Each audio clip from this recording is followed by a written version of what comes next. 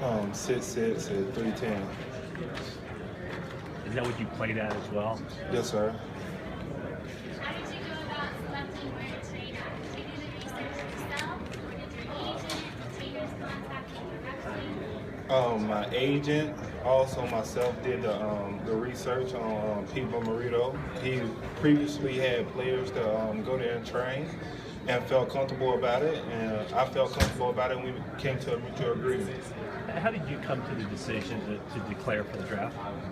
It was a tough decision, but looking over it with my family, talking to a couple coaches, a couple former players of Mississippi State that's already in the league, and I came to an ultimate decision that I was going to enter the draft. Did you do that with the expectation that you would go somewhere? What round and where? Of course. You know, entering the draft, you always have those expectations or thoughts in your head. And where do you expect to go? First round. What do you want to show the NFL while you're here, Chris? Where do you want to improve? I want to improve my overall game, my maturity of the game, my intelligence of the game of football. You know, show them that I'm not a college player anymore, that I'm a pro.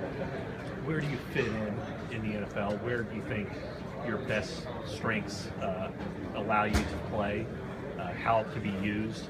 I'll be used versatile. You know, I can play defensive end, defensive tackle in the NFL, and I can move around and also play nose guard. So I can be useful in many situations. Do you think you can play 30 or a 40 front either? Yeah, it wouldn't matter. I can play 40 or 30 front. You know, I can play 3-4 end or 4-3 tackle.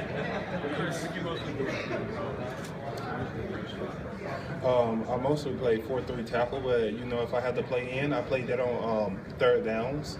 So you know, I think I'm defensive end anyway, just playing tackle. So it's whatever they put me. Was that 3 tackle?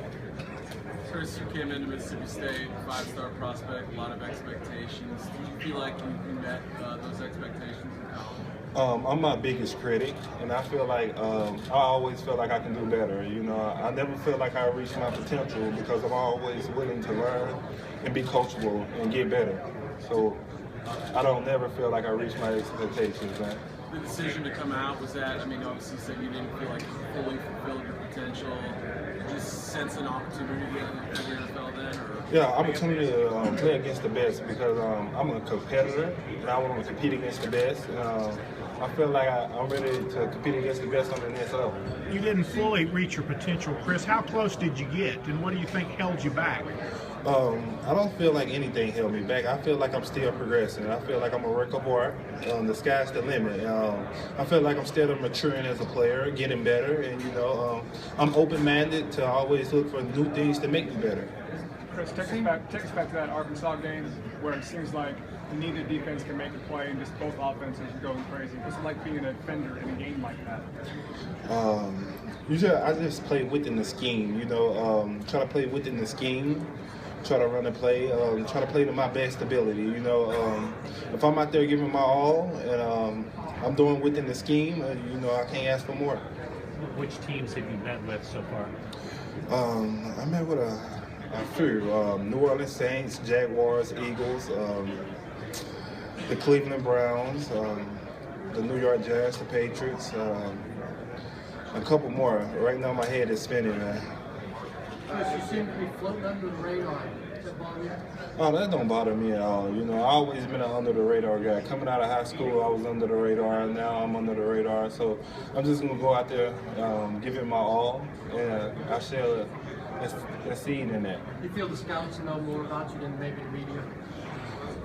You know, that's always a little chuckle in the battle with that. You know, but on the field work, we will see. Chris, is there a certain player that you feel like you have a similar style with? Is there someone that you model yourself after in the NFL? I can't really say that because I watch so many players and I try to feel like they all kind of model me. You know, I watch Trent Cole, Fletcher Cox, J.J. Watt. Nadama, all those type of guys, those pro-form guys, and I feel like I model my game after those guys. You know, those guys are later on in life going to be Hall of Famers. J.J. Watt have won 3 defensive MVPs. You know, Fletcher Cox, dominant defensive lineman for the Eagles. Nadama, dominant defensive lineman in the NFL. You know, all of those guys have something in common, which they're going to be Hall of Famers. I always try to model my game after them. You come off as kind of a laid-back guy. Do the teams, have they asked you about a mean streak? You know, can you play with a high motor and be a ferocious competitor? Oh, this is just my personality. I have a flamboyant personality. I'm a cheerful guy, you know. And on the field, I can know how to switch it on and switch it off, you know. Off the field, I can be happy, you know. I can be exciting, you know. Is there one offensive lineman that you felt gave you the most trouble, or gave you the best battles that you went up against last couple years?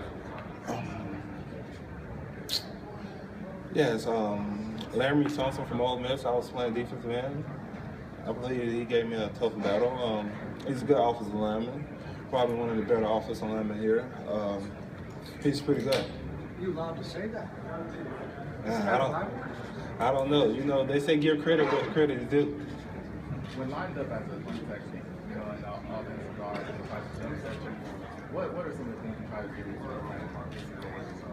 to You know, when watching film, I kind of figure out what they like to do and how do they set. So I always try to do a couple of moves at the same time, the same kind of moves 3 or 4 times, then I counteract them with a different move. You know, like I go up the field 3 or 4 times and just counteract them with an under move. You know. So you're setting them up. Yeah, it's just a game plan, man. It's all a game plan when playing football.